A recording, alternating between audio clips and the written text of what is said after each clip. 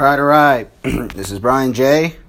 signing on, and I'm here talking about Cris Cyborg, and she is back in training. She posted on Instagram. She says, "I'm going back to training," which I guess is her own version of Biggie Smalls' song about him going back to Cali. But Cris Cyborg is back, putting in that work. She's back in the training camp after destroying Yana Kunitskaya. She didn't have any real injuries in that fight because it was so one-sided. It wasn't a competitive fight at all. Not as competitive as her fight against Holly Holm. But Cris Cyborg, she's back in training and she's getting ready to fight Amanda Nunes. I think Cyborg would be ready to fight Nunes in Rio in May. I honestly think she would be ready, but Cyborg, she needs to rest. She needs to relax for at least a while. Even though she's back in training, she needs to rest her body.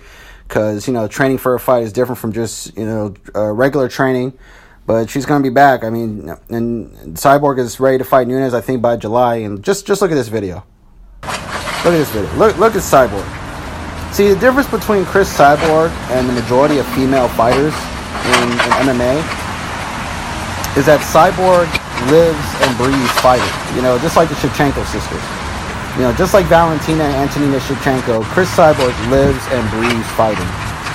She lives for this shit. When she's not sparring and training for a fight in MMA, she's boxing. Like, boxing is like her hobby. That's just something she enjoys to do. So it's crazy, man. It's crazy how focused and how ferocious she is trying to be the best. She's trying to be the best in the world.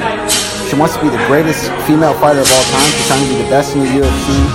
And when she's done in the UFC, she's probably going to go to Bellator and dominate that promotion. She's going to try and dominate the featherweight division over in Bellator and go into women's boxing and fight, at welterweight 147 or 154 in boxing. She's just ferocious, man. I mean, Cyborg lives and breathes fighting. When she's not training for a fight in the UFC and women's MMA, she's sparring and boxing. And a friend of mine, pointed that out to me. Like, she's just breathing fighting. She's living fighting. She's breathing it. She's doing it every single day. And she's just a warrior, man. I just don't see anybody really beating her at 145. I don't see Megan Anderson beating Cris Cyborg because Megan's head is not in this sport. She's not ready to fight Cyborg. I think she's scared. Megan Anderson is scared to fight Cyborg. I mean, a lot of women don't want to fight Cyborg. Amanda Nunes wasn't eager, but now she realizes that for her to be the best, she has to fight the best.